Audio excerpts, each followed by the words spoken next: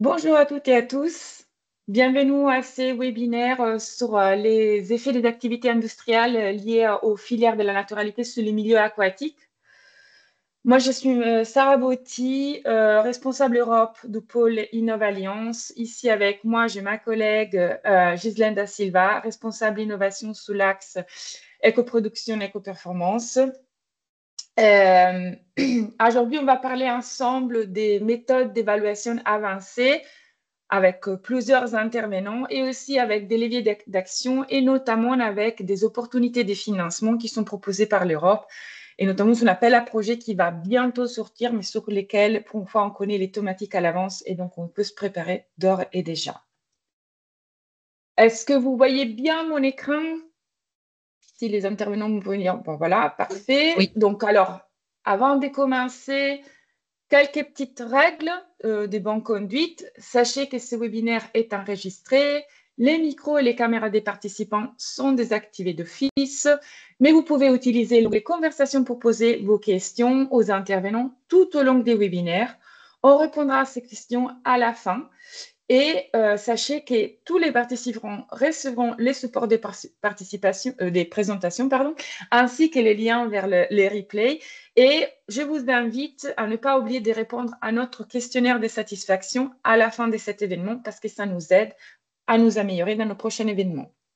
Un petit rappel de l'agenda d'aujourd'hui. Après une courte introduction, nous allons parler des mesures d'impact des régions industrielles sur les fonds aquatiques avec une approche innovante basée sur des biomarqueurs avec l'équipe de l'UMR, INSERM, UCA 1240, IMOST de l'Université Clermont-Auvergne. Ensuite, on parlera des impacts des formules cosmétiques et des produits cellulaires sur l'environnement marin avec l'entreprise Heliosciences. Et on terminera par des opportunités de financement et de collaboration entre des chercheurs et des entreprises. Et pour cela, on fera un focus particulier sur les partenariats européens Water for All et sur son prochain appel à projet qui va sortir en septembre 2025. Mais donc, on connaît les pré-thématiques.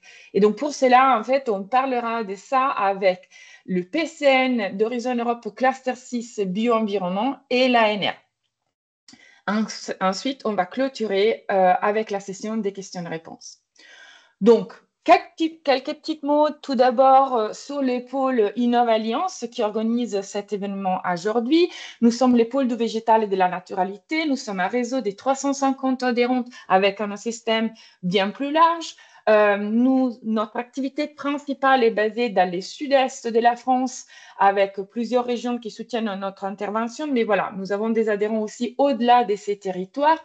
Notre mission principale est celle de soutenir et animer un réseau au service de la transition écologique et technologique de l'agriculture et des 4 filières industrielles qui sont l'agroalimentaire, la nutraceutique, la cosmétique, les arômes et les parfums, qui aujourd'hui transforment les végétales pour le produit et tout cela grâce à l'innovation. Donc, nous avons notre écosystème est large, fait de plusieurs typologies d'acteurs. Nous avons bien entendu les entreprises des filières qui nous représentons. Nous avons aussi des offreurs de solutions technologiques, des centres techniques et des laboratoires de recherche, des établissements de formation. Et notre activité se concentre sur 3 domaines d'action stratégique. Donc, notre activité, donc, nos thématiques phares sont la durabilité des ressources végétales. Et ici, on va parler des sujets tels que l'upcycling, la valorisation des coproduits, les biosolutions ou encore la GTech. On a aussi une activité forte sur la production éco-performante et l'éco-conception. Nous avons ici Gilles Da Silva, la responsable de cet axe stratégique. Et ensuite, on parle aussi des consommateurs et performance produits. Donc, comment utiliser au mieux les ingrédients naturels pour produire des produits qui rencontrent les exigences des consommateurs et aussi grâce à on fait cette activité aussi grâce à notre laboratoire sensoriel Terra Senso. Nos services principaux donc, sont les services typiques d'un pôle de compétitivité, mais aussi parfois d'un cluster. Donc, on offre des informations et on anime un réseau à travers des événements, on soutient l'innovation et on œuvre au service du développement et la croissance de nos adhérents. Un petit focus aujourd'hui pour parler de comment on accompagne l'innovation avec ma collègue Ghislaine. Zildane, les micros. C'est bon, oui. Donc, bonjour, je vous dis juste, alors, il y a bien sûr l'accompagnement des projets. Donc, on est là pour vous aider dans toutes les phases de vos projets. Donc, dès l'immersion des idées, parce que nous faisons aussi des groupes d'émergence des projets sur des thématiques précises. Après, vous pouvez aussi venir avec vos projets et on va faire une étude d'opportunité, construire les projets, essayer de vous trouver des partenaires, donc des partenaires recherche, comme l'université qui est ici aujourd'hui, ou des partenaires industriels. Chercher du financement pour vos projets aussi, parce qu'on fait la veille des financements publics au niveau régional, au niveau européen et au niveau national, ou privé, si jamais on n'a pas d'opportunité de financement public.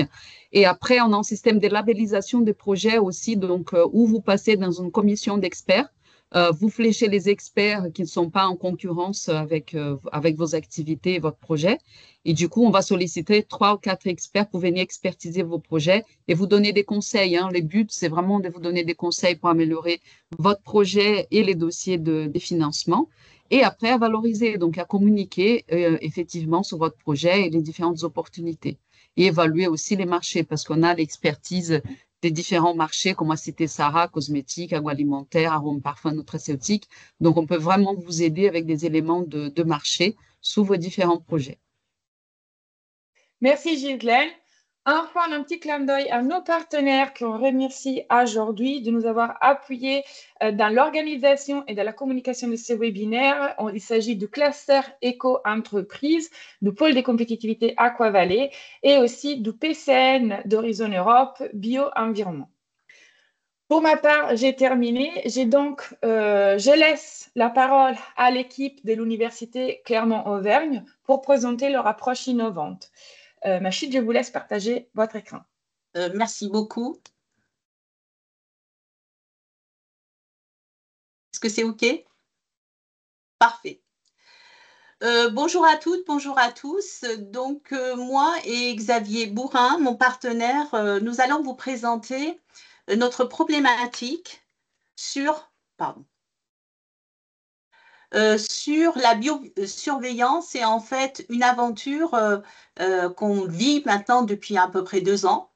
Mais avant cette présentation, je vais vous dire qui nous sommes. Donc, nous sommes le groupe résistance de l'UMR INSERM IMOS de l'Université Clermont-Auvergne. Nous sommes un groupe pharmacochimiste et biologie cellulaire. Et nos thématiques phares, en fait, c'est dans le domaine. Alors, nous faisons de la recherche finalisée avec transfert et valorisation.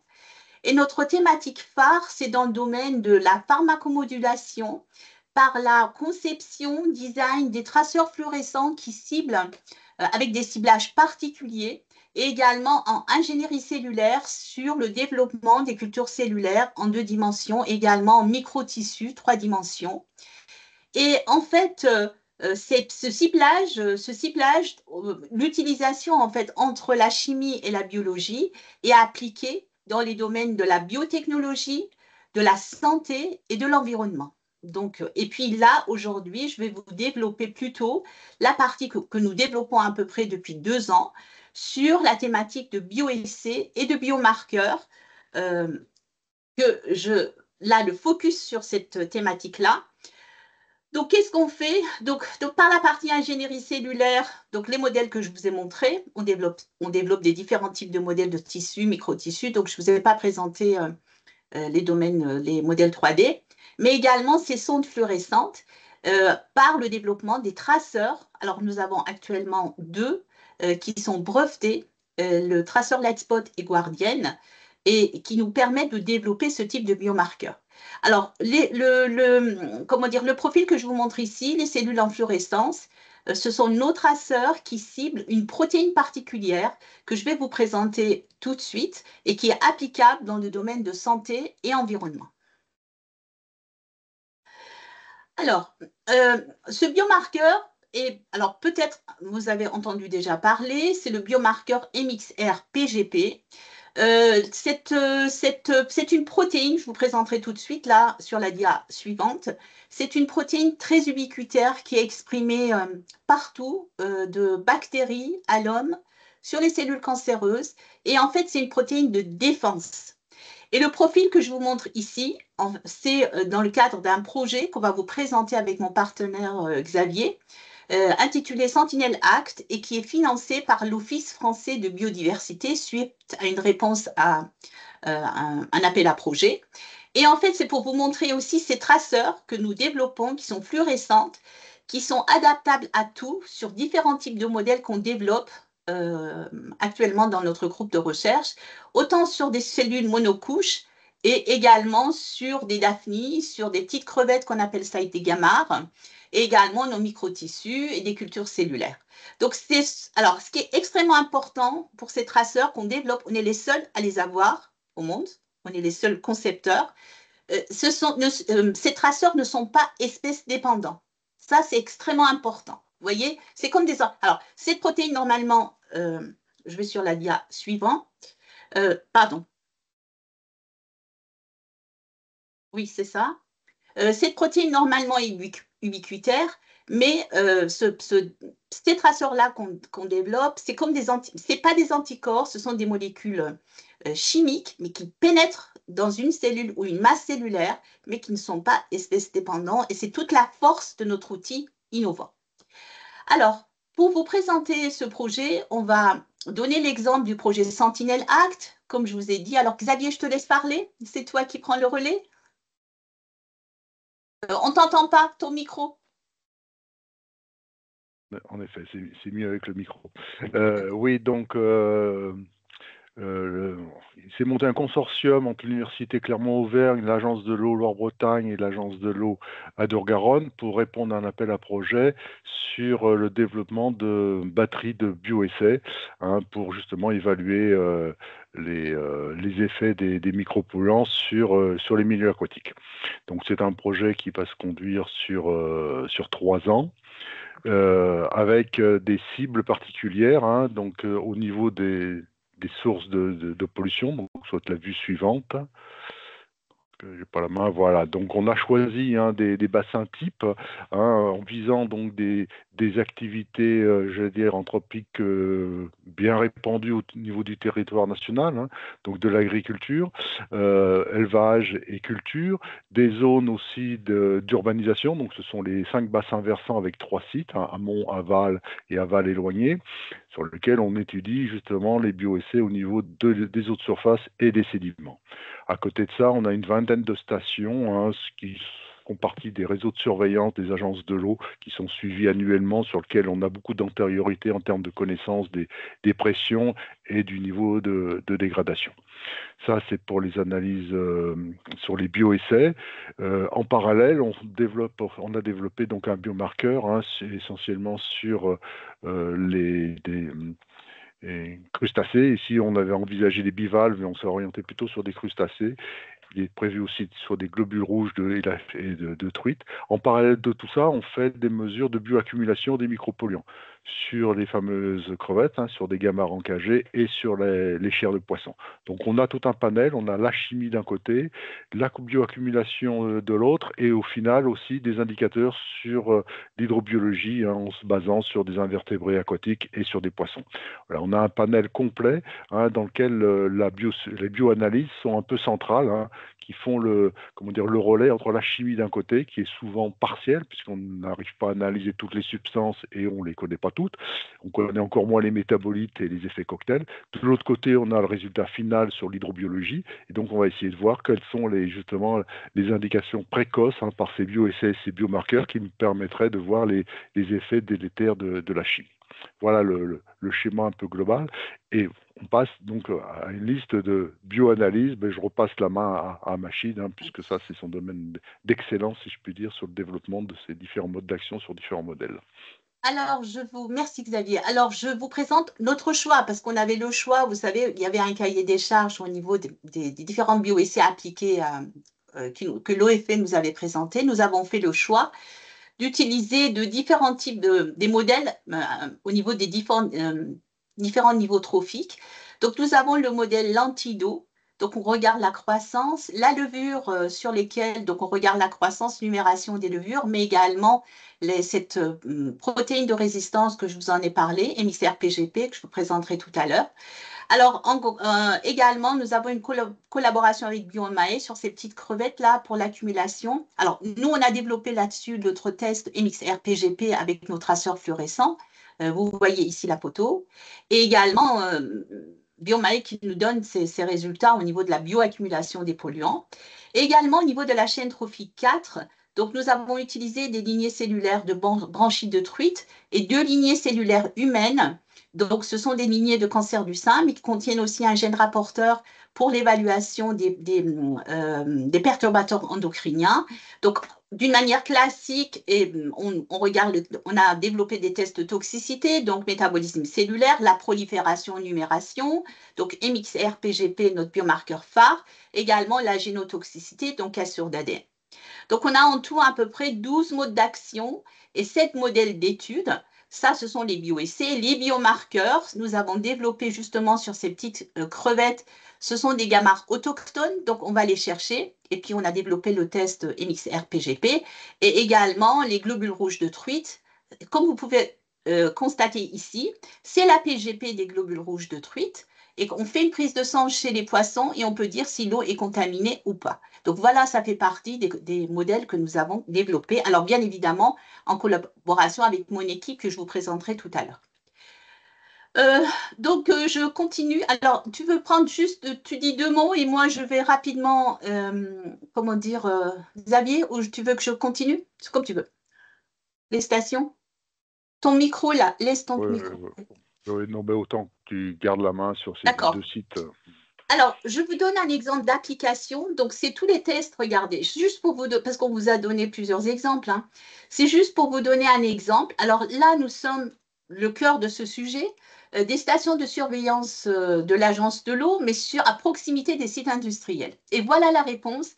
Donc, en haut, je vous ai présenté les différents types de bioessais que nous appliquons, le temps, et puis là, sur le site 1, site 2, alors bien évidemment, on a anonymisé. Il faut savoir que notre mode d'action, c'est qu'on établit une dilution de l'eau. Vous savez, l'eau, on récupère l'eau des cours d'eau, enfin et puis on applique une dilution à 10%, 20%, 40, 60, 80, 100. Donc, ce sont des codes couleurs que vous voyez dans ces tableaux-là. Et en fait, pourquoi? Pour juste pouvoir estimer le degré comment dire, le mode d'action à différents types de dilution. Alors, on peut avoir, si on met l'eau pure et que ça entraîne une toxicité importante, donc ce n'est pas intéressant. Donc, c'est une analyse fine en présence de plusieurs dilutions. Et le code couleur, ça correspond à une réponse à cette dilution. Et quand on a des flèches qui montent, c'est-à-dire qu'on a une action à partir de ces dilutions, alors, quand ça augmente, ça veut dire qu'on a une prolifération, une augmentation du nombre par exemple, sur la toxicité cellulaire, on peut avoir une augmentation de l'activité, ou bien, quand la flèche baisse, on a une diminution, une inhibition. C'est un peu comment dire, les références pour notre tableau, et tout ce qui est en vert, c'est-à-dire qu'il n'y a pas d'action. À titre d'exemple, ici sur l'activité métabolique, on voit que sur les branchies truites, sur le modèle branchie truite, on a une augmentation, une multiplication, une augmentation d'activité métabolique. Sur les cellules humaines, on a une inhibition. Alors à telle dilution, à la dilution de 40, mais à partir de 60, des cellules commencent à se multiplier. C'est extrêmement curieux, des cellules qui se multiplient dans l'eau. Donc, il existe un contaminant. Alors, on se pose la question, hein. Là, je m'adresse à vous. C'est un quiz, si vous savez, vous pouvez nous aider. Quel type de contaminant ou un ensemble de contaminants pourrait engendrer une multiplication cellulaire? Et puis après, de même, je viens sur le test phare MXR, on peut avoir une action toxique ou bien une augmentation de la PGP. Alors, il faut savoir que quand la PGP augmente, c'est bon signe, c'est-à-dire les cellules peuvent se défendre, mais quand la PGP baisse, ça veut dire qu'on a une action de toxicité. Alors, là, c'est un autre exemple très concret que nous avons en partenariat avec un site industriel, donc à proximité de ce site industriel. Donc là, le tableau est un petit peu inversé. Donc ici, on a les 6 modes d'action. Et là, nous avons les modèles biologiques. Et comme vous pouvez constater, nous sommes en amont. Là, on a le rejet, directement le rejet industriel, les réponses. En amont, vous voyez, c'est quasiment tout vert. Sur le rejet, tous nos biomarqueurs, bioessais clignotent, donc on a des réponses. Juste un petit ruisseau qui est en aval de ce rejet, vous voyez, ça clignote aussi. Et puis on part de l'amont vers l'aval, cette action est atténuée. Donc voilà un petit peu le profil de l'ensemble de nos bioessais et biomarqueurs. Et là aussi, pour les gamarres autochtones, je vous ai dit qu'on avait développé sur la PGP des gamarres autochtones. Vous voyez qu'on a une réponse aussi ici, sur ce site-là. Donc on a un ensemble de réponses et à la fin, Xavier vous montrera comment, avec cette masse d'informations, on arrive à communiquer pour le gestionnaire, pour que ça soit clair pour le gestionnaire. Alors à toi, Xavier. Ton micro. Décidément, décidément désolé. Oui, alors pour relativiser les effets justement de mesures que nous avons réalisées au niveau de l'industriel, on va comparer ça à une base de données de l'ensemble de l'étude de Sentinel Act que nous faisons pour l'OFB, en prenant différents cas, différentes typologies de pression. Ici, on a un bassin agricole fortement chargé au niveau de l'élevage. Vous avez quelques photos. Sur la vue suivante, voilà, on avait aussi sur ce milieu-là des analyses chimiques, on s'écrit en tout petit, mais on opère jusqu'à plus de 820 analyses, types de substances, et parmi ces 820, on en trouve 1 à 3 qui soient révélées. Alors ce qui n'est pas étonnant, on est tout à fait sur les plateaux, donc dans des zones sans habitation. La station Amont n'a aucune habitation, aucune route, donc on est uniquement dans des prés. On peut se dire, on est dans une zone de référence. Et quand on regarde au niveau des bioessais, voilà, on a sur les différents niveaux trophiques, sur ces milieux-là, à partir d'une certaine zone, enfin dans l'aval immédiat, on a déjà des perturbations qui se signalent au niveau des levures, au niveau des bronchites truites, avec des effets de toxicité qui sont notables, puisqu'on est dans des faibles dilutions, avec 10% seulement d'échantillons, on a des effets de diminution, d'effets par exemple sur la prolifération, sur aussi les parties MXR. Alors on est en aval d'une pisciculture, donc c'est peut-être pas forcément totalement étonnant, puisqu'il y a quand même des traitements qui sont faits, mais à partir d'une analyse chimique, comme on le voit au-dessus, on a assez peu de substances qui sont relevées, alors qu'on a quand même un panel assez large. Il faut dire que tout ce qui concerne ce qui est pharmaceutique vétérinaire passe en dessous du radar, pour ainsi dire, puisque des fois, on n'a pas la liste des substances qui sont utilisées, et surtout, les concentrations sont de l'ordre du nanogramme, donc ne sont pas atteintes par les analyses chimiques que l'on peut faire en routine au niveau des réseaux de surveillance. Donc, on voit bien ici l'apport que peut avoir la biosurveillance, de révéler des effets vraiment sur différents types de modèles et des effets qui sont assez notables. Voilà pour ce qui est des bassins d'élevage. Bon, sur les gamarres autochtones, vous aviez aussi une information, mais voilà. On a une réponse globale sur l'ensemble bioessais et biomarqueurs. Un autre contexte, c'est l'aval de zones d'agglomération, style Orion et Clermont-Ferrand, sur lesquelles, alors là, tout de suite, on a à peu près le même nombre de molécules recherchées, entre 600 et 800, et on en trouve classiquement une petite centaine, 90, 95. Donc on peut se dire qu'on a quand même pas mal de choses qui sont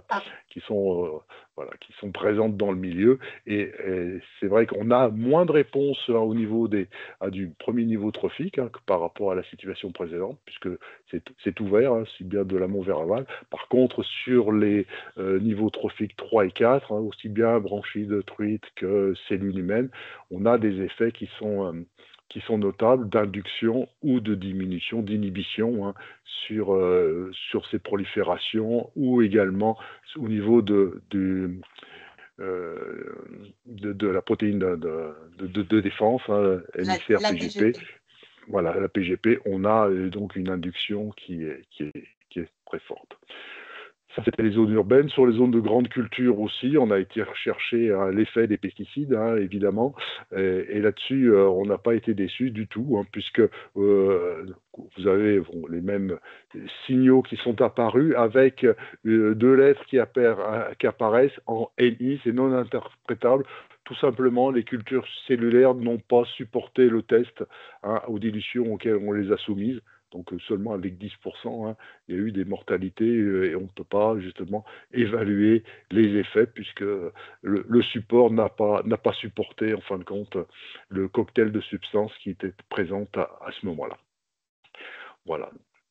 Et pour finir avec toutes ces informations, on est à la recherche d'un indicateur un peu global. Alors pour l'instant, c'est une première approche basée sur la distribution normale des résultats. Donc, pour repérer ici les grandes thématiques qu'on a suivies, de l'élevage, des grandes cultures, des zones urbanisées, l'incidence des rejets industriels que j'ai mis en grisé, et puis les stations de surveillance qui correspondent généralement à des grands bassins, des grands profils amont-aval, style Loire, Allier, pour voir un peu le bruit de fond, si je puis dire, sans cibler des actions particulières. Les autres bassins étaient vraiment sur des thématiques qui étaient propres, donc on peut les retrouver, pour ainsi dire, en tête de classement, parce que c'était les zones les plus fortes pression. Donc la symbolique, des couleurs, quand on a une induction, on est dans des couleurs un peu orangées. Quand on a des effets d'inhibition, on est plutôt dans le violet. Et puis la mort des cultures aussi mentionnée en étant en noir. Et donc avec le cumul de ces scores, c'est basé sur des distributions normales. Et quand on est plus au-delà d'un écart type, deux écarts types, on a une cotation, un score qui nous est donné, ce qui nous permet de faire une sommation, en fin de compte, des effets, inhibition et induction, et nous permettre de trier justement des rangs sur une quarantaine de stations, comme vous l'avez ici, de se repérer en fin de compte, par exemple, puisque le sujet était sur l'activité industrielle. Vous voyez que l'activité industrielle, qui est quand même assez notable, c'est une situation, je veux dire, critique en termes de flux et d'émissions, avec une épuration déjà très poussée, mais des résidus notables. Et bien, en fin de compte, on se retrouve au milieu du classement. Donc, c'est pas pire qu'une zone industrielle ou qu'une zone de grande culture. Et puis en bas du classement aussi, certaines activités industrielles qu'on avait repérées dans le projet de l'OFB se trouvent carrément en bas du classement. Alors il y a des fois des effets de dilution qui peuvent jouer, donc dans le principe des bioessais, la dilution joue énormément en termes de réponse, mais aussi il faut reconnaître que par rapport à des pratiques de culture ou des pratiques d'élevage qui utilisent des biocides. Donc, qui dit biocide, c'est fait pour tuer. Et donc, c'est bougrement efficace, si je puis dire, au niveau de nos modèles biologiques, aussi bien des cellules que des lentilles d'eau. Il y a des effets délétères qui sont notables. Et on se rend bien compte qu'on a quand même pas mal de choses qui impactent, même pour les activités urbaines. Alors, au niveau urbain, c'est un mélange, parce qu'il n'y a pas seulement la charge en équivalent habitant, mais il y a tous les services qui vont avec, des industriels aussi raccordés. On a des choses qui sont assez marquantes. Voilà. Et puis, je laisserai Machid conclure. Oui. Alors, pour conclure, pour être dans le timing, en fait, nous avons développé un biomarqueur sentinelle MXR PGP à l'aide du traceur fluorescent. Alors, je pense que j'ai zappé un peu la diapo sur la PGP, mais ce n'est pas grave. Si vous avez des questions à la fin, je vous répondrai. Je vous expliquerai exactement ce que c'est. Donc, nous avons développé avec nos traceurs qui ne sont pas espèces dépendants, applicables sur toute espèce, donc tout un panel de modèles. C'est quantifiable, c'est quand la fluorescence est quantifiable, c'est par l'imagerie de fluorescence, on est capable de déterminer la quantité puis ce différentiel qui correspond à notre biomarqueur. Nous avons une efficacité de réponse des bioessais sur la matrice eau de surface sur tous les sites, également efficacité des réponses des bioessais sur les rejets industriels. Et donc, l'objectif, c'est un peu de changer de paradigme, c'est-à-dire qu'on propose une nouvelle approche d'évaluation des effets cocktail, en fait, de ces contaminants sur les rejets industriels ou autres, via les bioessais. Donc, ça, c'est l'objectif un petit peu de nos travaux. Alors, je voulais vous présenter notre technique. Ces travaux étaient possibles à cause d'une équipe très dynamique et très, très volontaire. Et voilà notre équipe. Et je vous remercie de votre attention. Merci Machid. Merci beaucoup Machid pour votre présentation. Donc, comme je le disais, vous pouvez poser vos questions en fait sur la conversation. Maintenant, on laisse la parole à l'équipe des Héliosciences et j'invite à partager leur présentation pour parler de l'impact des formules cosmétiques sur le milieu aquatique.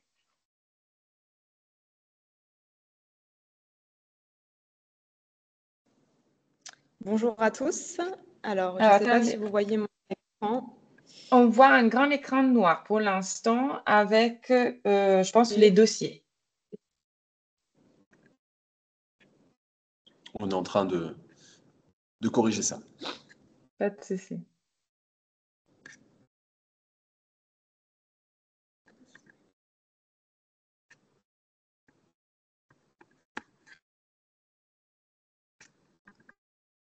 Il faut que tu arrêtes le partage, je pense. Le partage est arrêté. Si jamais vous avez un souci technique, je peux aussi partager de mon côté votre présentation. Il suffira juste de me dire quand changer la diapositive. On va essayer quand même. Je relance. D'accord.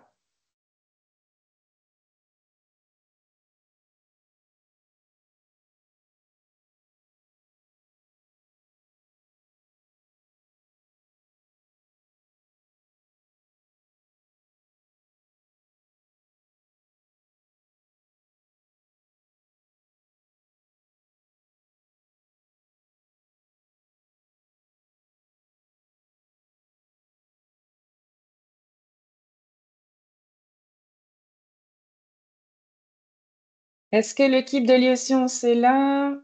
Oui. Alors, on voit votre ordinateur. Oui, on est en train d'arriver. Hein. Pas de souci. On voit ça. Parfait. Et on y est. Ok, super. Bon, bonjour à tous. Merci à InnovAlliance pour l'invitation. Je suis Audrey Leboec, pharmacien responsable qualité au sein du laboratoire Héliosciences et en charge du pôle écotoxicologie. Et je suis avec Pablo Canamas, ingénieur R&D. Bonjour. Qui est en charge du développement des tests sur coraux. Donc aujourd'hui, je vais vous parler de l'objectivation par les industriels de l'impact des formules cosmétiques sur le milieu aquatique. Et Pablo vous présentera plus en détail notre test d'écotoxicité sur coraux. Alors, avant de commencer, quelques mots sur Héliosciences. Nous sommes une TPE de 11 salariés basée à Marseille. Nous avons plus de 20 ans d'expertise en cosmétologie solaire et notre mission est de proposer en un même lieu tous les tests d'objectivation des produits solaires, en particulier les tests d'efficacité pour pouvoir revendiquer sur les packaging le facteur de protection solaire, la résistance à l'eau ou d'autres facteurs. Nous sommes agréés Crédit Impôt Recherche, Crédit Impôt Innovation et depuis 2018, face à l'urgence climatique, à la demande des consommateurs pour des produits plus respectueux de l'environnement et aux besoins des industriels d'évaluer l'impact de leurs formules sur le milieu aquatique, nous avons décidé de proposer des tests dédiés. Alors, objectiver, c'est démontrer un effet par des tests appropriés. En ce qui concerne l'impact sur le milieu aquatique, cela va être particulièrement pertinent pour les formules rincées telles que les shampoings ou encore les formules solaires qui vont entrer directement en contact des eaux de baignade. À ce jour, nous avons 2 paramètres à disposition. Le premier, c'est la biodégradabilité et le second, l'écotoxicité. Pour la biodégradabilité, en France, nous avons la loi AGEC qui a interdit par son article 13 l'allégation biodégradable, ce qui fait que les marques sont de moins en moins, on va dire, enclines, voilà, à évaluer la biodégradabilité comme elles ne peuvent plus faire d'allégations. Donc la biodégradabilité, c'est l'aptitude d'une substance à se décomposer en éléments divers sous l'action d'organismes vivants. C'est donc un indicateur de persistance dans l'environnement. Et étant donné que la dégradation des substances va influer sur l'exposition des organismes, c'est donc un paramètre qui va être essentiel pour estimer les risques à long terme sur le milieu aquatique. Aujourd'hui, pour évaluer la biodégradabilité, nous pouvons utiliser soit des tests réels, soit des méthodes de calcul.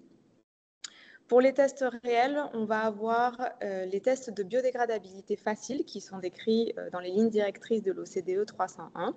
Ce sont des tests qui se déroulent en eau douce et qui utilisent des bouts de stations d'épuration comme inoculum bactérien. Et on a aussi des tests de biodégradabilité en eau de mer, selon l'OCDE 306. Donc ici, on va utiliser de l'eau de mer préfiltrée pour en éliminer les grosses particules, mais il ne va pas avoir d'ajout d'inoculum supplémentaire, comme c'est le cas pour l'OCDE 301. Et de ce fait, on peut avoir des résultats qui vont être moins bons en termes de biodégradabilité qu'avec l'OCDE 301. Il faut avoir en tête que ces méthodes ont initialement été développées pour les substances pures et non pour les mélanges complexes que sont les formules cosmétiques. Aujourd'hui, en l'absence de tests qui sont dédiés aux mélanges complexes, nous allons utiliser par défaut ces méthodes-là. Et en particulier, nous utilisons l'OCDE 301F pour les formules cosmétiques, car c'est une des méthodes qui est le plus adaptée à un plus grand nombre de substances, qu'elles soient hydrosolubles, non hydrosolubles ou encore volatiles. Pour les méthodes de calcul, on va regarder les résultats de biodégradabilité facile, en particulier, de chaque ingrédient qui compose la formule. Et on va pouvoir calculer une biodégradabilité estimée. Donc, on a l'indice de biodégradabilité qui a été décrit dans l'AFNORSPEC 2215. C'est un document qui décrit une méthodologie qui a été mise en place à l'initiative de Pierre Fabre et d'un consortium d'industriels et qui vise à afficher comme un Nutri-Score, donc un éco-score ABC de l'impact socio-environnemental du produit. Et on a aussi d'autres méthodes in silico qui peuvent être développées par d'autres cabinets de conseil. En ce qui concerne l'écotoxicité, donc le deuxième paramètre, c'est la capacité inhérente à une substance de produire des effets nocifs chez un organisme vivant par le biais de l'environnement. Ici aussi, on a les deux types d'approches, tests réels ou méthodes de calcul. Pour les tests réels, on va se référer à des méthodes OCDE ou ISO lorsqu'elles existent. Sinon, des méthodes internes peuvent être développées. C'est en particulier le cas des coraux. Et idéalement, on conseille aux industriels de tester la formule sur plusieurs organismes qui vont appartenir à des niveaux trophiques différents pour avoir une meilleure idée de l'impact de la formule sur le milieu aquatique. Pour les méthodes de calcul, il existe le calcul du règlement CLP qui concerne les mélanges et qui est décrit également dans l'AFNORSPEC 2215 dont on a parlé tout à l'heure. Et ce calcul va utiliser la méthode d'additivité et on en reparlera un peu plus tard. Il existe aussi d'autres méthodes in silico développées par des cabinets de conseil. Pour les tests réels, le principe général, c'est de déterminer l'effet d'une formule cosmétique sur un ou plusieurs paramètres chez un organisme donné dans des conditions bien définies. Pour les formules qui vont être hydrosolubles, on va peser une certaine quantité de formules que l'on va mélanger à du milieu d'essai afin d'obtenir une concentration testée. Pour les formules non hydrosolubles, on va peser également une certaine quantité de formules que l'on va mettre dans le milieu d'essai. On va agiter pendant au moins 24 à 48 heures, de sorte à obtenir ce que l'on appelle une Water Accommodated Fraction. Donc, c'est une méthode qui est décrite dans les lignes directrices de l'OCDE pour les substances non solubles. L'objectif, c'est d'obtenir une fraction aqueuse qui va être la plus homogène possible. Si on n'arrive pas à obtenir une fraction assez homogène, on va réaliser des étapes ultérieures, telles que des ultrations, voire une filtration, pour obtenir une Water Soluble Fraction. Et c'est cette WAF ou cette WSF qui vont être mises en contact des organismes pour réaliser le test. Et on parlera non plus de concentration testée, mais de taux de charge testé, car seule la fraction aqueuse va être mise en contact des organismes. L'objectif ici, c'est vraiment de s'intéresser à la toxicité chimique et non à la toxicité physique qui pourrait, donc des amas de formules qui viendraient se coller sur les organismes et induire une toxicité. Il faut aussi avoir en mémoire qu'en cosmétologie, nous avons l'interdiction de l'expérimentation animale, aussi bien sur les produits finis que sur les matières premières. Si l'on se réfère à la directive 2010/63 européenne, qui est relative à la protection des animaux utilisés à des fins scientifiques, on peut voir que cette directive concerne uniquement les animaux vertébrés et les céphalopodes vivants, ce qui nous autorise à ce jour de tester sur les algues, les crustacés ou encore les coraux. Donc j'ai mis ici les méthodes les plus utilisées et que nous proposons chez Héliosciences. Pour les algues, on va s'intéresser à l'inhibition de la croissance. On va se référer soit à des méthodes OCDE, soit à des méthodes ISO. Pour les microcrustacés, pour les daphnies en eau douce, on va regarder l'immobilisation. Et pour les microcrustacés marins, on va regarder la mortalité. Pour les coraux, il n'existe pas de méthode nommée, ni OCDE ni ISO. Donc, on va regarder différents paramètres. Nous, on a choisi 2 paramètres. Pablo vous les présentera tout à l'heure. Mais d'autres laboratoires peuvent très bien regarder des paramètres différents. Pour revenir à la méthode de calcul du règlement CLP concernant les mélanges, ils utilisent l'approche d'additivité, c'est-à-dire qu'une substance A va avoir une certaine toxicité, une substance B une autre toxicité, et la toxicité réelle du mélange sera égale à l'addition des 2 toxicités de chaque substance. Mais il faut savoir, qu'on peut avoir aussi d'autres cas. Par exemple, on a une substance A qui n'induit pas d'effet, une substance B qui induit un effet, et lorsqu'on les met en mélange, on va avoir la substance A qui va potentialiser la toxicité de la substance B, et ce ne sera pas forcément pris en compte par la modélisation par additivité. On a également la synergie. La substance A et la substance B ont une toxicité et lorsqu'on les combine en mélange, elles vont avoir une toxicité qui va être plus importante que celle que l'on aurait pu prédire avec la méthode d'additivité. On peut aussi avoir un effet antagonisme. Donc, dans ce cas-là, on va avoir une substance A et une substance B qui vont avoir une toxicité et lorsqu'on va les mettre ensemble, on va avoir une toxicité moindre que celle que l'on aurait pu prédire avec la méthode d'additivité. Et enfin, on peut avoir une action coalitive, c'est-à-dire que ni la substance A seule, ni la substance B seule n'induisent de toxicité, mais lorsqu'elles sont combinées, une toxicité apparaît et on n'aurait pas pu la prédire avec la méthode d'additivité. Et donc, à mon tour de vous présenter les tests sur coraux. Merci Audrey, du coup, de m'avoir ouvert la porte. Donc, les tests sur coraux, nous, on les a construits en partenariat avec une société qui s'appelle Planctovi, qui est aussi basée à Marseille et qui sont des références dans le monde de la culture des coraux notamment. Avant de vous présenter en détail le test, je vais vous présenter un petit peu le contexte et surtout pourquoi on a choisi les coraux.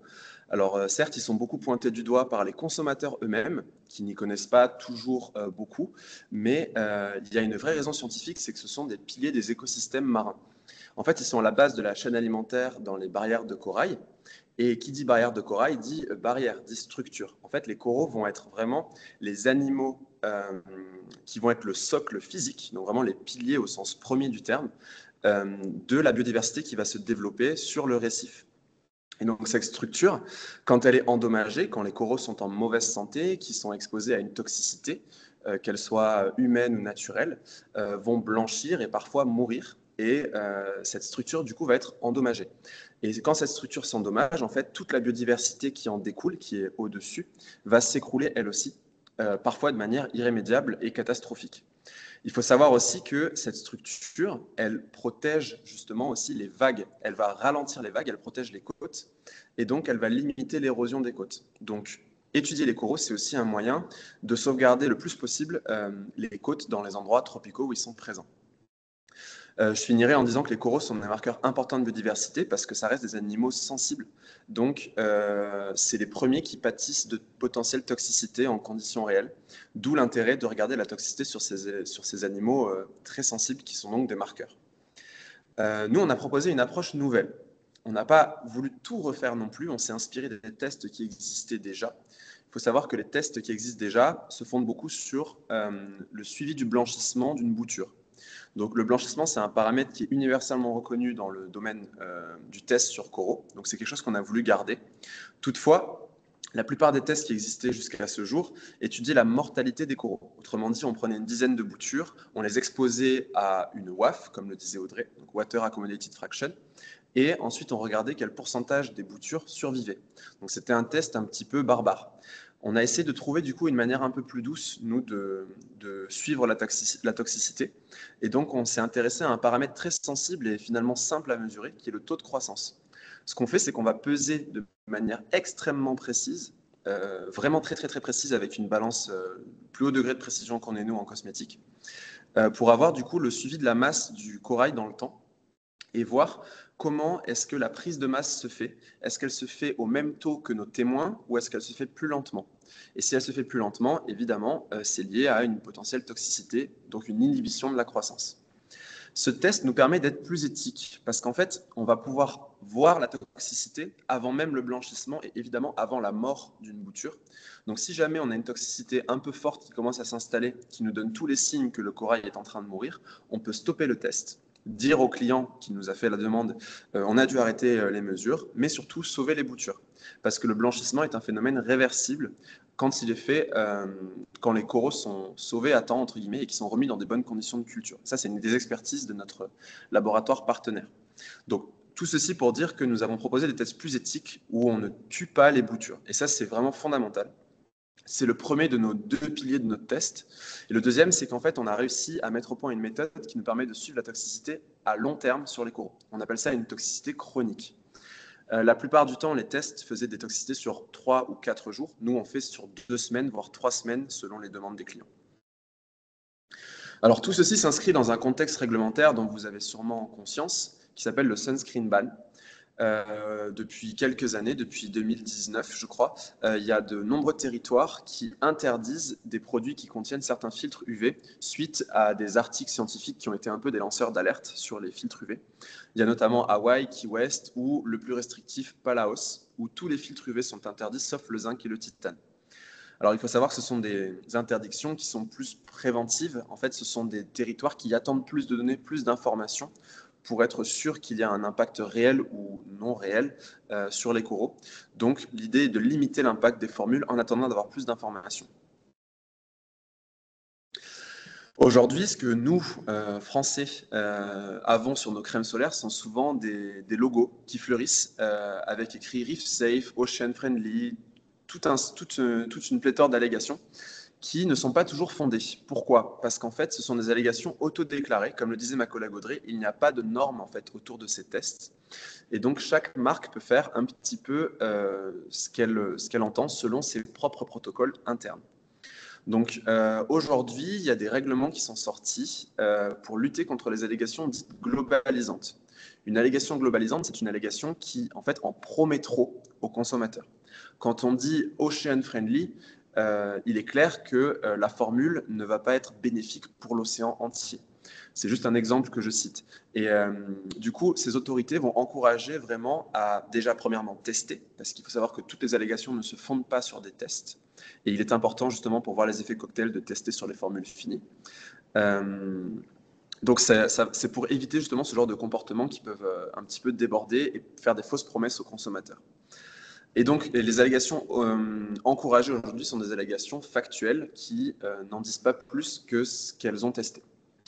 J'insiste aussi sur le point pour l'écolabel, qu'aucune identification de données en soutien à l'obtention de l'écolabel européen pour un produit solaire sur le marché. L'expertise menée en 2021 par l'ANSES. Donc l'ANSES et l'OCDE sont les deux organismes de référence aujourd'hui qui ont des directives simples que nous nous sommes promis de suivre. Donc évidemment, développer des études toxicologiques sur différentes espèces de coraux en prenant en compte les stades larvaires en plus des stades adultes. Donc essayer de diversifier en fait les tests faits sur coraux et surtout récolter des données parce qu'aujourd'hui, ces deux organismes pointent du doigt l'absence de données. On en a quelques-unes, mais elles sont difficilement analysables car on manque de quantité. Évidemment, on veut aussi standardiser les méthodes pour que tout le monde se suive un petit peu les mêmes directives. Donc déjà, aujourd'hui, tout le monde s'est entendu sur l'utilisation de WAF. C'est déjà un premier pas en avant. Donc Water Accommodated Fraction, encore une fois. Et aujourd'hui, on veut renforcer la recherche des effets toxiques pour les espèces coralliennes. Donc rapidement, je ne rentre pas non plus trop dans les détails, mais le design de nos tests, il a été optimisé pour répondre en fait aux demandes des consommateurs en suivant deux approches simples. la première approche, c'est de se poser la question, est-ce que le produit est toxique en conditions réelles? Ça, c'est ce que veulent savoir la plupart des consommateurs et les vendeurs de crème solaire. Mais il y a aussi une approche un peu plus scientifique, un peu plus poussée, qui est de se poser la question, à partir de quelle concentration une matière première ou un produit fini va être toxique en eau de mer. Forcément, selon l'approche que l'on choisit, il y aura plus de tests à faire. Mais nous, on s'est vraiment focalisé, on a fait les deux. Mais celle dont je vous parle aujourd'hui, c'est plutôt, est-ce que le produit est toxique en conditions réalistes? Donc, on a réduit le nombre d'espèces de coraux sur lesquels on va se poser la question pour limiter en fait le nombre de boutures utilisées et aussi faire un test plus rapide et moins cher pour les marques de crème solaire pour que ça reste abordable. Parce que jusqu'à nos tests, les tests sur coraux étaient très chers. C'était plusieurs milliers, voire dizaines de milliers d'euros, ce qui reste un budget énorme même pour des fabricants de produits cosmétiques. Donc, comme je disais, on prépare une WAF, Water Accommodated Fraction. Nous, on a réussi du coup par notre protocole à faire des toxicités aiguës et chroniques avec un recyclage des boutures et on s'est placé à des concentrations dites réalistes. On essaie une concentration élevée qui va simuler en fait une arrivée massive de produits sur le corail, mais on va aussi tester une concentration plus faible à long terme qui modélise un peu mieux ce qui se passe en fait dans des plages quand les crèmes se diluent mais stagnent en fait dans certaines baies. Donc les trois espèces qu'on a choisies sont Mantipora stellata, Stereotopora hystrix et Mantipora foliosa, qui sont des espèces qui vivent à différentes altitudes en fait dans les récifs coralliens et qui ont des réponses complémentaires en fait face aux produits et qui sont toutes les trois sensibles. Le cycle en fait de nos tests, il est simple, c'est d'abord on prépare les Water Accommodated Fraction, ensuite on va peser et attester du blanchissement, enfin du non-blanchissement du corail à T0. Ensuite, on va, après 72 heures d'exposition, reprendre les paramètres de blanchissement, peser aussi le corail pour avoir le taux de croissance. Et on va renouveler le milieu toutes les 2 à 3 jours en suivant toujours le même protocole. Et au bout de 2 à 3 semaines, on va faire le suivi du blanchissement et du taux de croissance. Et évidemment, à la fin, les boutures sont réacclimatées, comme je le disais, pour restaurer leur état initial. Et on va contrôler qu'elles sont en bonne forme en remesurant leur taux de croissance et en s'assurant qu'il est redevenu comme l'était moins, donc normal. Alors pour vous représenter encore une fois les deux entreprises, donc il y a Héliosciences, nous-mêmes à gauche, et Planctovie à droite. Planctovie qui est donc un spécialiste en aquaculture, expert en conservation des coraux, qui s'occupe de tout le design d'études et des tests eux-mêmes en milieu aquatique. Et nous, avec ma collègue Audrey, nous assurons de la relation client, de l'assurance qualité, et nous apportons notre expertise en réglementation, en formulation et en cosmétique de manière plus générale. Alors, ce qu'il faut retenir de nos tests, du coup, ce sont des tests d'écotoxicité pour les matières premières et les produits finis, selon l'approche que l'on choisit. Nous l'avons fait en partenariat avec des experts sur les coraux, sur la culture corallienne. Nous proposons des calculs de l'OEC, NOEC et 2C50, avec toutes les statistiques qui vont derrière. Et ça, j'en ai pas encore beaucoup parlé, mais nous offrons la possibilité d'alléguer Reef Tested, donc un logo qui n'est pas globalisant, en accord avec notre propre discours évidemment, en cas de non-toxicité observée, avec la mention vraiment spécifique de l'exactitude des tests qui ont été réalisés, donc les concentrations, les durées d'exposition, etc., pour plus de transparence avec les consommateurs. Donc c'est un test, comme je le disais, de toxicité aiguë et chronique pour la première fois, à des concentrations réalistes. Et évidemment, notre deuxième point fort, c'est le recyclage des boutures. Et donc pour conclure, sur ce que présentait ma collègue Audrey et mon exposé à moi-même, à ce jour, il y a deux principaux paramètres utilisés en routine pour évaluer l'impact des formules cosmétiques sur le milieu aquatique. Ce sont la biodégradabilité et l'écotoxicité. Alors bien que l'allégation biodégradable soit interdite en France, il est important de continuer d'évaluer ce paramètre dans un souci d'éco-conception. Et donc des tests existent. Il existe des tests réels, mais aussi des méthodes de calcul avec leurs avantages et inconvénients à tous les deux. Les tests réels utilisent des organismes vivants, mais ils prennent en compte les interactions entre substances, avec notamment les effets cocktail dont on parlait, qui ne sont pas toujours pris en compte dans les méthodes de calcul. Donc les méthodes de calcul n'impliquent pas des organismes vivants, donc on peut avoir des allégations véganes dessus, et pour être améliorées, elles ont toujours besoin, même au jour d'aujourd'hui et sur les coraux notamment, de données. Et donc c'est là-dessus qu'il faut encore travailler pour continuer d'améliorer les modèles et proposer des modèles toujours plus complexes. Alors il n'y a pas que le modèle d'additivité, il y en a d'autres, mais ça reste moins pertinent aujourd'hui que des tests réels sur des formules finies. Donc aujourd'hui, Les industriels testent l'écotoxicité des formules sur plusieurs organismes appartenant à des niveaux trophiques différents pour avoir une idée plus précise de l'impact sur le milieu aquatique. Et demain, on peut s'attendre à de nouvelles méthodologies de plus en plus performantes et adaptées aux formules cosmétiques. On tend vers une standardisation de ces nouvelles méthodes et aussi des réglementations venant préciser les analyses à effectuer sur les formules pour encadrer les allégations environnementales. Nous vous remercions de votre attention. Merci beaucoup. Merci beaucoup pour votre présentation, très intéressante. Encore une fois, s'il y a des questions parmi le public, n'hésitez pas à utiliser la conversation. Et je passe enfin pour la dernière partie de ce webinaire. Je passe la chaîne Horizon Europe du Cluster 6 et à l'agence ANR sur l'opportunité de financement via le programme Europe, précisément sur le santé. Simon, je te laisse la main. Est-ce que vous voyez ma présentation? Oui, très bien, merci. Ouais, parfait. Merci beaucoup, Sarah. Bonjour à tous. Donc, je suis Simon Nardin, je suis responsable Europe et Innovation chez EA Eco-Entreprises et je suis également mise à disposition par le ministère de l'Enseignement supérieur et de la Recherche en tant que point de contact national bio-environnement, donc pour le cluster 6 d'Horizon Europe. Et donc, ce qu'on souhaitait aujourd'hui, donc après la présentation de ces projets concrets, c'était aussi de vous parler des opportunités de financement qui sont proposées dans le cadre du programme Horizon Europe, et en particulier du partenariat européen Water for All, qui sera présenté par Claire Trénier de l'Agence nationale de la recherche juste après ma présentation. Donc moi, je vais simplement vous faire une très rapide introduction sur Horizon Europe et vous recontextualiser les partenariats, notamment sur les sujets d'eau et de santé. Je pense que la structure d'Horizon Europe, vous la connaissez tous, donc je ne vais pas entrer dans les détails, mais donc ce programme, pour rappel, est donc pluriannuel sur 2021-2027. C'est quasiment 100 milliards d'euros sur la période.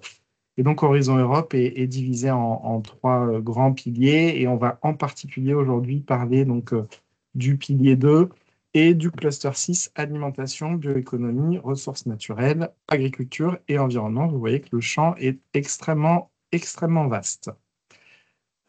Simplement, au niveau du cluster 6 bio-environnement, vous dire comment il est construit.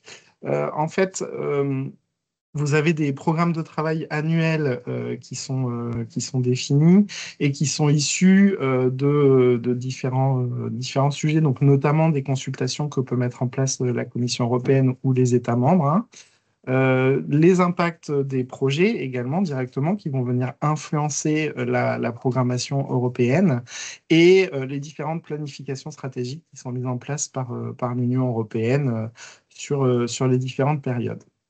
Donc, le cluster 6, vous allez à la fois, donc d'Horizon Europe, vous allez à la fois avoir des programmes annuels, des programmes de travail annuels directement dans le cluster 6, mais vous avez également, on va dire, deux autres types de programmes qui sont inclus dans le cluster 6 d'Horizon Europe.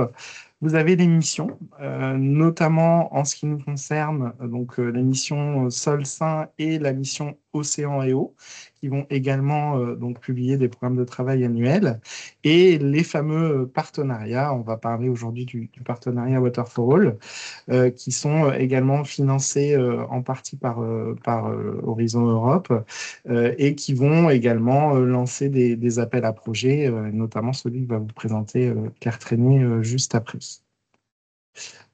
Alors, les partenariats dans Horizon Europe, de quoi s'agit-il?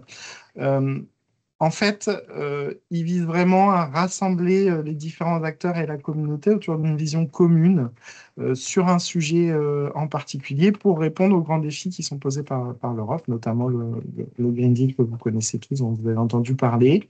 Et ils vont donc réunir des États membres de l'Union européenne et des acteurs privés pour venir soutenir conjointement le développement et la mise en œuvre d'un programme d'activité de recherche et d'innovation. Et bien sûr, vous avez vu donc ces 3 briques entre le cluster 6, les programmes de travail, les missions et les partenariats. Ce que l'Union européenne va chercher aussi, c'est d'avoir le plus possible de coopération et de synergie entre les entre les différents programmes, et y compris avec les programmes locaux ou nationaux qui peuvent exister. Vous avez 3 grands types de partenariats. Je ne vais pas entrer dans les détails. Vous avez des partenariats coprogrammés, cofinancés ou institutionnalisés. En particulier, donc la plupart des partenariats du cluster 6 sont des partenariats cofinancés. Donc là, c'est vraiment les États membres qui vont élaborer un programme commun, qui vont déployer sur leurs responsabilités, et ils vont donc avoir un financement de l'Union européenne à travers le programme Horizon Europe, et également des financements nationaux, et ils vont donc lancer des appels à projets pour financer des projets de recherche et développement. Au sein du cluster 6, on a 9 partenariats donc, qui sont sur nos thématiques. Donc là, je ne vais pas tous les lire, mais vous avez notamment Biodiversa Plus qui va lancer également un appel en septembre 2005 qui est plutôt sur la sauvegarde de la biodiversité. Vous avez d'autres programmes comme CBEGU ou le partenariat SBEP, donc sur l'économie bleue, qui va également lancer un appel en 2025, et donc Water for All, dont on va vous parler, l'appel qui va ouvrir en septembre 2025 sur le thème eau et santé, qui sera présenté par l'ANR juste après. Juste pour vous dire que donc, directement au sein du cluster 6 et du programme de travail du cluster 6, donc qui est divisé en 7 grandes destinations, il y a énormément d'opportunités pour financer des projets, des programmes de recherche collaboratifs, donc qui vont inclure à la fois tout type d'acteurs, des associations, des organismes de recherche, des entreprises. Et vous avez là les flèches, en fait, juste pour vous indiquer les destinations qui vont pouvoir financer des actions de recherche collaborative sur le sujet, en particulier de l'eau. Notamment, vous avez la destination 5 là, sur la terre, l'océan et l'eau pour le climat. Mais voilà, il y a énormément d'opportunités pour financer des projets en plus des partenariats de Water for All dont on va parler. Et puis également la mission eau et océan, qui a également un programme de travail annuel qui est en cours, et les appels du cluster 6 et des missions vont clôturer au mois de septembre, mais la chance que l'on a, c'est que les drafts des programmes de travail de l'année prochaine sont déjà publiés par la Commission européenne. Donc vous pouvez déjà aller regarder les fameux programmes de travail pour voir s'il y a des sujets qui correspondent à vos champs de recherche. Et puis, bien sûr, le rôle des points de contact nationaux, c'est de vous accompagner dans le montage de ces différents projets. Alors, on le fait, on a une lettre d'information dans laquelle on publie notamment des recherches de partenaires, hein, puisqu'on parle majoritairement de projets collaboratifs européens.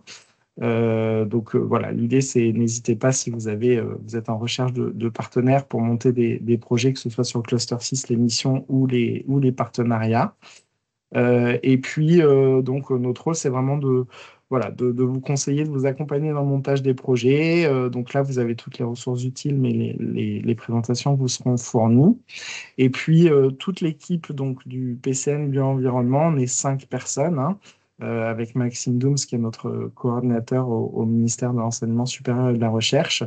On est vraiment à votre disposition si vous avez des questions pour vous aiguiller sur les différentes opportunités de financement qui sont proposées par l'Europe, qui peuvent paraître complexes, mais qui sont vraiment de vraies opportunités à saisir pour financer des projets de qualité.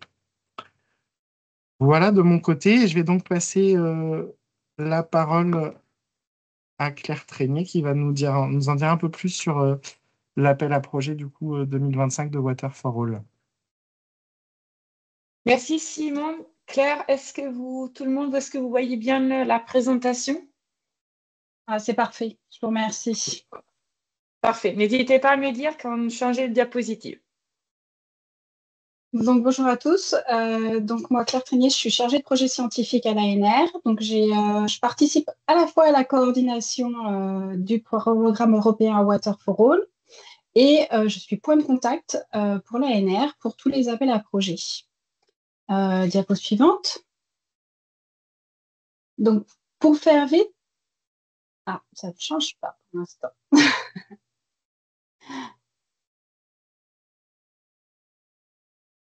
Merci. Alors, pour faire rapide, en fait, le partenariat européen, donc Water for All, ouvre des appels transnationaux tous les ans en septembre. La thématique, en fait, change tous les ans. Et ce qui nous intéresse particulièrement aujourd'hui, c'est l'appel qui ouvrira officiellement au mois de septembre sur eau et santé.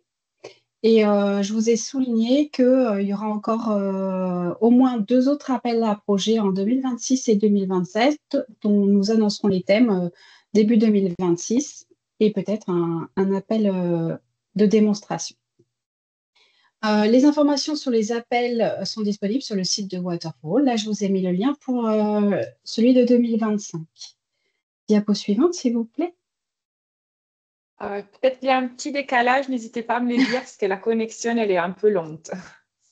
Attendez, je vais déjà couper ma caméra, je la remettrai un peu plus tard, peut-être ça peut aider. Donc en fait, alors moi je suis ravie aujourd'hui parce qu'en fait, le partenariat a pu publier la pré-annonce lundi. Et donc, je peux vous annoncer officiellement les 4 thématiques de l'appel à projet, qui sont les contaminants transportés par l'eau et les risques pour la santé, leur occurrence, les comportements, les interactions et la vulnérabilité. Le développement d'outils et de technologies innovantes pour la surveillance de la qualité de l'eau et l'exposition à ces contaminants dans l'eau. Le traitement de l'eau et l'atténuation de cette exposition aux contaminants via l'eau. Et le dernier thème, c'est des gouvernances et innovations socio-économiques et intégration des politiques pour l'eau et la santé. Donc, l'ANR soutient ces 4 thématiques de l'appel à projet. Les projets doivent aborder au moins une de ces 4 thématiques, mais pas nécessairement les 4. Attention. Diapo suivante, s'il vous plaît. Donc, parfait. Cet appel vise donc à compléter en fait les efforts et les autres appels qui sont ouverts par d'autres initiatives, soit passées, soit actuelles, soit présentes, comme abordé par Simon, par exemple, avec Biodiversa ou avec le partenariat Blue Economy. Il y a le partenariat AMR sur l'antimicrobial resistance. Donc, cet appel inclut donc, parmi les polluants les contaminants émergents, les plastiques et l'AMR aussi. L'angle d'attaque, c'est vraiment une approche quand même One Health avec la santé humaine, mais aussi la santé animale et la santé environnementale. Donc, sur cette approche One Health, sur les modes de transmission des contaminants avec l'eau comme vecteur. Notre angle d'attaque aussi dans le partenariat Water for All, c'est l'eau douce. Diapo suivante. Donc, cet appel aussi traite les défis qui sont liés entre l'eau et la santé humaine, donc la qualité de l'eau, les contaminants et les technologies de traitement de l'eau. Je vais attendre un petit peu. Oui, merci. Pour faire progresser les connaissances, développer des solutions innovantes pour soutenir la prise de décision pour une gestion durable de l'eau en rapport avec la santé humaine, pour développer des méthodes précises, efficaces et rentables de surveillance de la qualité de l'eau pour améliorer l'évaluation et la gestion des risques, et la mise en œuvre de technologies de traitement de l'eau qui soient durables pour garantir une eau potable et et efficace, sûre et efficace. Merci. Diapo suivante. Alors là, on rentre plus dans le concret. Peut-être que ça va vous intéresser aussi. Donc, ce sont des appels en 2 étapes. Alors, déjà, c'est un appel qui regroupe 36 agences de financement de 31 pays et le budget actuellement provisionnel est d'environ 23-24 millions d'euros. C'est donc un appel en 2 étapes qui ouvrira le 12 septembre avec une clôture pour le dépôt des pré-propositions 2 mois plus tard, le 13 novembre. Puis, une fois que l'évaluation et la sélection aura été faites des pré-propositions, la dépôt des propositions complètes sera le 13 avril. La sélection se fera à l'automne 2026, dans un an. Diapo suivante. Donc là, on va passer assez rapidement. Comme vous aurez les supports, de toute manière, les deux diapos vous listent les pays actuellement qui participent à cet appel. Donc, bien sûr, il faudra vérifier en fait s'il n'y en a pas des nouveaux, s'il n'y en a pas qui se sont retirés lors de l'ouverture officielle au mois de septembre. Mais ça vous donne une idée des partenaires qui peuvent rentrer dans les consortiums. Donc, le nouveau pays, par exemple, on a l'Inde qui va se joindre. Ça, c'est une première pour nous à Water for All. Et je vous ai mis un petit warning parce que tous les pays et toutes les agences de financement ne font pas comme l'ANR nécessairement. Elles peuvent ne financer qu'un certain nombre des 4 thématiques que je vous ai présentées au début. Alors, la diapo suivante, ce sera les agences de financement qui sont associées au pays.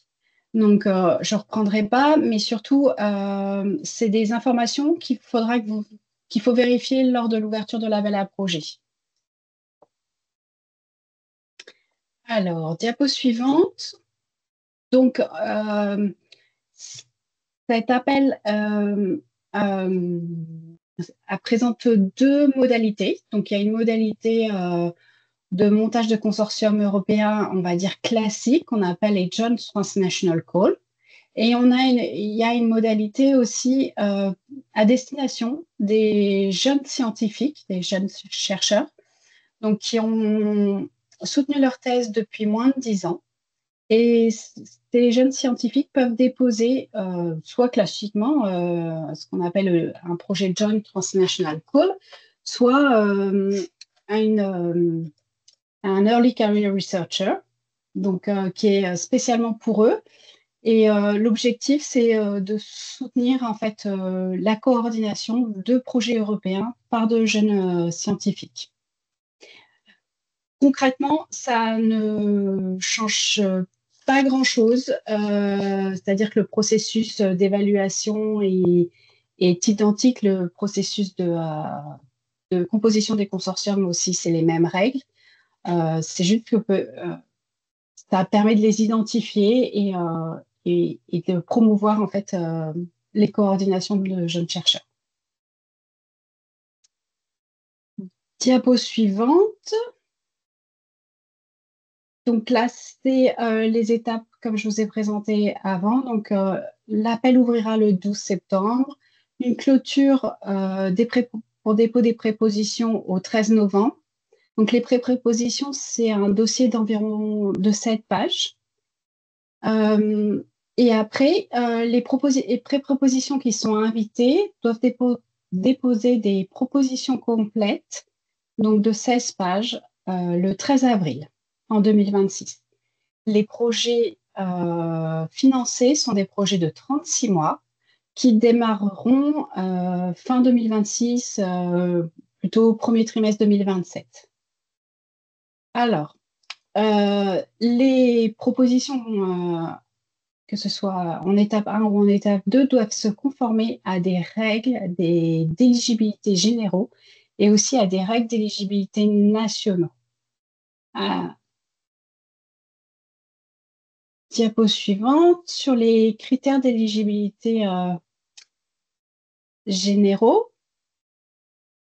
Donc, les consortia des projets, le consortium d'un projet doit inclure au moins 3 partenaires éligibles financés par les agences de financement de 3 pays différents qui participent à cet appel et au moins 2 partenaires qui doivent être des partenaires de l'Union européenne ou des pays associés. Je vous ai remis le lien pour vérifier quels sont les pays associés, puisqu'il y en a toujours qui rentrent récemment, comme par exemple UK qui a joint récemment, ou la Tunisie aussi, il y a 2 ans, je crois.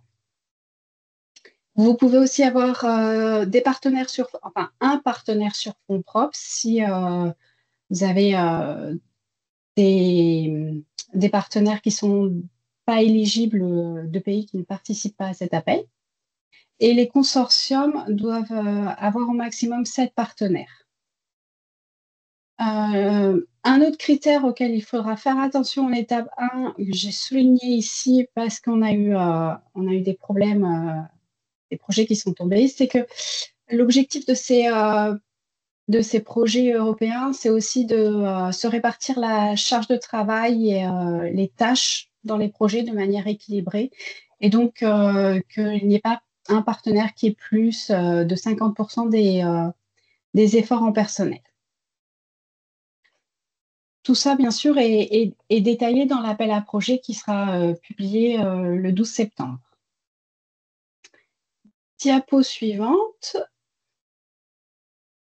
Donc, en fait, lors de la publication de l'appel, il y a le texte de l'appel qui détaille en fait les critères d'éligibilité généraux, mais aussi les critères d'éligibilité des nationaux de chacune des agences. Donc, il faut vérifier pour chacune des agences les thèmes, les modalités qui sont financées, qui sont soutenues par les différents partenaires, par exemple les budgets aussi alloués par les agences de financement, qu'ils soient par partenaire ou par projet. Donc, pour ça, vous avez un document qui s'appelle National Regulation et dans lequel est listé aussi les National Contact Points. Et là, je vous invite, lors de l'élaboration d'une proposition, en étape 1 ou en étape 2, à bien contacter les National Contact Points pour s'assurer que tout est OK, en fait. Alors, on va passer maintenant aux critères pour l'ANR. Donc, que les partenaires français soient éligibles vis-à-vis de l'ANR, il faut que le consortium inclue au moins un organisme de recherche public, donc type EPA, EPIC, EPSCP, EPST, les universités, etc. La participation des entreprises est encouragée, mais ce n'est pas obligatoire. Et après, on a quelques règles pour d'inéligibilité, c'est-à-dire on ne peut pas avoir de partenaire russe ou biélorusse à cette date dans les projets. Donc, le soutien de l'ANR, il est de 300 000 € par projet ou 400 000 si un des partenaires français coordonne le projet. Et si vous êtes plusieurs partenaires français qui participent au projet, cette aide, 300 000 ou 400 000 si c'est la coordination, doit être divisée entre l'ensemble des participants français. Diapo suivante.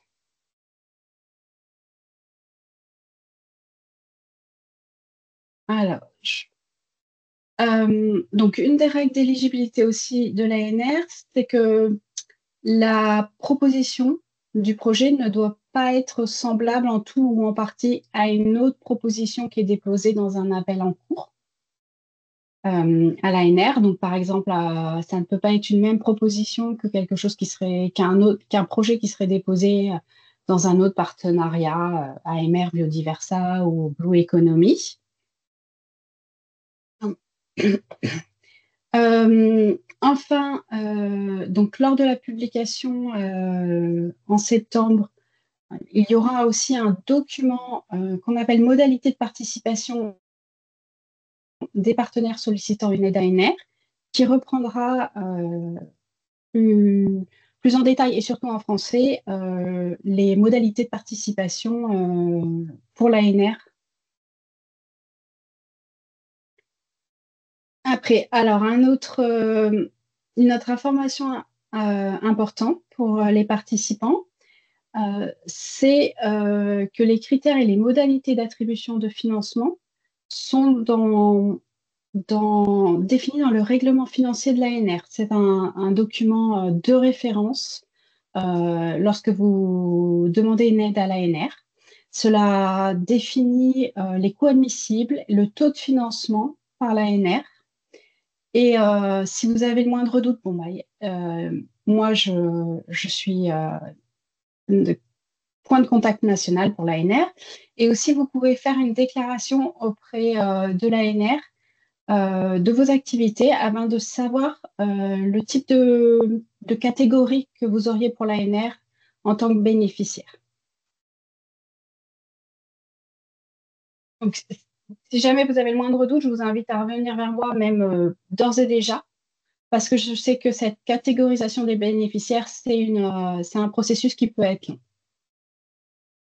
Donc, dans les autres informations utiles, je ne sais plus, ça doit être la diapo suivante. Je pense que je vous ai remis le lien donc, vers le règlement financier de l'ANR. Je pense qu'il y avait un truc, une diapo entre les deux, mais peu importe. Je vous conseille aussi les rendez-vous de l'ANR qui sont organisés à partir de la rentrée, où notamment il y a toujours une session dédiée sur le règlement financier et ses modalités qui peut répondre à certaines de vos questions en termes de cofinancement ou de coûts admissibles. Et après, pour tout ce qui est de l'appel à projet 2025 de Water for All, donc il y aura un webinaire organisé pour la communauté internationale le 25 septembre. Donc ça, sur la page de Water for All, vous pouvez d'ores et déjà vous inscrire pour participer.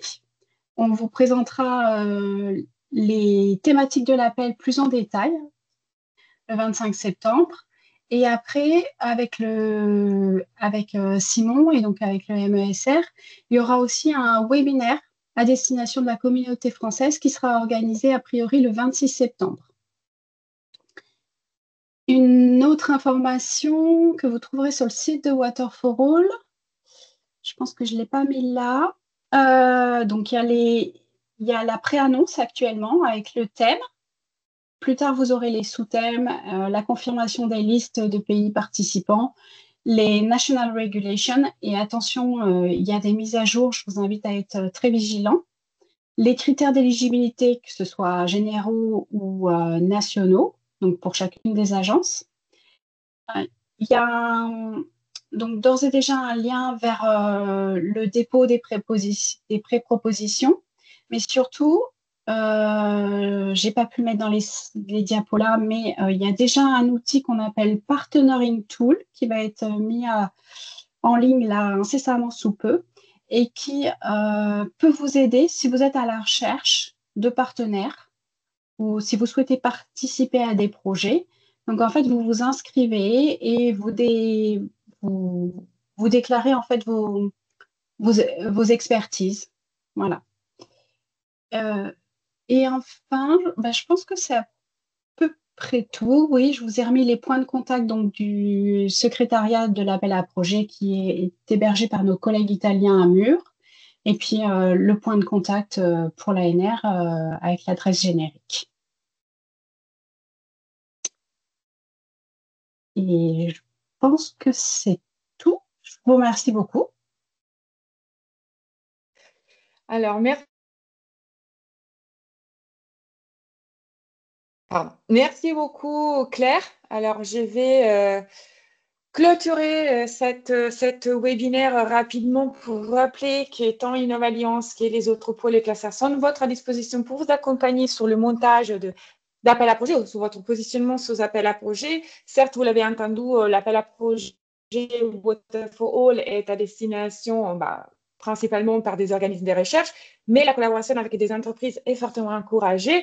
Donc, n'hésitez pas à vous rapprocher de nous si jamais vous avez des idées que vous avez exploitées et on essaiera de faire ces mises en relation. J'ai entendu tout à l'heure dans les présentations, il y a des appels à projets qui sortent, il y a déjà les nouveaux appels, en tout cas les drafts d'Horizon Europe pour la prochaine période qui sont disponibles en ligne, dont on peut prendre connaissance des thématiques des prochains appels à projets. C'est quelque chose sur lequel, par exemple, le pôle a déjà communiqué à travers l'Infoveille Financement. C'est des services qu'on fait à ce titre-là. Donc, voilà, n'hésitez pas à nous suivre, nous rapprocher de nous pour avoir ce type d'informations. Je rappelle les contacts que vous avez au sein des différents pôles qui ont organisé ces webinaires, donc chez Innovalliance, chez EA Eco-Entreprise et chez Aquavalley ou alors le PCN Bio-Environnement d'Horizon Europe. Donc, vous aurez cette présentation, vous aurez aussi ces contacts-là. Enfin, on peut passer aux questions et réponses. Je vois qu'il y en a déjà 2 dans la conversation. S'il y en a d'autres, n'hésitez pas à les écrire. N'oubliez pas de répondre à notre questionnaire de satisfaction pour savoir, en fait, pour avoir un retour sur ce webinaire et pour nous améliorer dans nos prochains événements.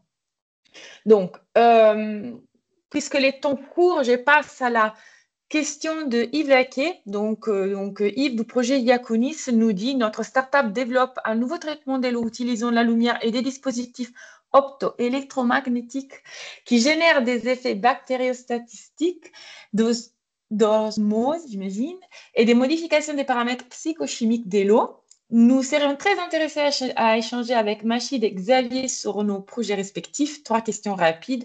Quel est le délai des réponses des tests? À quel niveau de développement êtes-vous? Votre solution est-elle disponible pour des tests en labo ou sur le terrain? Une collaboration est-elle envisagée? Machid ou Xavier, je vous laisse répondre. C'est avec un grand plaisir qu'on échangera avec vous, bien évidemment. Alors, à quel niveau de développement? Donc, nous avons, comme je vous ai présenté, un panel de bioessais qui sont complètement au point. Nous sommes un labo de recherche et développement. Alors, malheureusement, quand j'ai présenté ma présentation, la diapo sur cette EMIXR PGP a zappé, enfin a sauté. Mais on est quand même les seuls à détenir, en termes d'innovation, ces traceurs fluorescents et ce savoir-faire. Et on est totalement ouvert avec un grand plaisir pour échanger avec vous et puis construire ensemble. Xavier, je te laisse aussi la parole. Enfin, l'intérêt des biomarqueurs PGP, c'est que ça peut se faire donc en bioessai et aussi en biomarqueurs sur, entre autres, hein, sur les polypes, sur le terrain carrément, quoi, pour voir un petit peu leur niveau d'agression, leur stress par rapport à ce développement de protéines. Donc en fait, il y a deux possibilités, mesurer in situ, hein, et mesurer au laboratoire avec différentes formulations. Et avant d'attendre, ne pas attendre, j'allais dire, la mort de l'organisme ou son blanchissement pour voir qu'il est en réaction par rapport aux substances sur lesquelles il est testé, quoi. Je pense que ça peut être l'intérêt pour vous, c'est justement d'avoir une réponse très rapide, hein, et c'est quasiment instantané, quoi. Il n'y a pas besoin d'attendre 21 jours. Est-ce que j'ai le temps juste de 2 mots là, de partager ou pas? Très rapide, on a 2 minutes, on a encore, si vous voulez, une réponse à donner. Juste pour vous présenter, la PGP, comme je vous ai dit, c'est une protéine ubiquitaire. Elle est exprimée au niveau de la surface de la cellule, de bactéries jusqu'à l'homme. C'est un système de défense inné, enfin inné chez nous, chez tous les organismes. Et quand la cellule est agressée, sa quantité augmente. Et cette augmentation est quantifiable par notre méthodologie directe. On peut quantifier. Donc, c'est une sorte de différentiel, vous voyez, entre un état normal. Vous savez, toutes nos cellules expriment déjà cette protéine. Ce sont des pompes d'efflux. Tout ce qui est polluant, médicaments, passe par ces pompes-là pour équilibrer, vous savez, le dosage pour empêcher l'agression des cellules. D'accord? Et quand la cellule est agressée, sa quantité augmente et cette quantité est quantifiable avec ces traceurs. Et nous, on est capable de le faire et c'est un bioessai ou un biomarqueur. C'est un excellent biomarqueur sentinelle de l'état d'agression des cellules. Et je ne dis plus rien. Merci beaucoup, Rachid. OK, au sujet de l'ANR, de l'aide de l'ANR, Claire Albazine demande, cela signifie que c'est la part d'aide pour les partenaires français uniquement. Quels sont les montants pour les autres partenaires et en d'autres termes, pour un temps max par projet global? Claire, peut-être vous pouvez donner la réponse en direct? Oui, bien sûr. Donc, chaque agence de financement national finance ses équipes propres nationales. Après, elles peuvent avoir des restrictions, donc il faut vérifier. Mais l'ANR donc, finance les partenaires français, privés ou publics, avec cette condition qu'il faut qu'il y ait un organisme public de recherche, quand même. Donc après, il n'y a pas de montant maximum défini par projet sur les consortia généraux. Donc, il faut aussi se référer en fait au montant max, s'il y en a, des partenaires dans le projet. Merci beaucoup. Je pense que c'était bien clair. Et si tel n'est pas le cas, je vous invite à contacter Claire Trenier si vous avez une idée de projet ou Simon Ardan, PCN Cluster 6 Bioenvironnement. Pour ma part, je remercie tout le monde pour la participation, pour les interventions. J'espère que cela vous a inspiré et que vous portera à déposer de nombreux projets d'innovation ensemble. Merci beaucoup. Bonne journée. Au revoir. Et merci à vous. Merci Au Sarah, revoir, merci à vous. merci. Au revoir, merci à tous.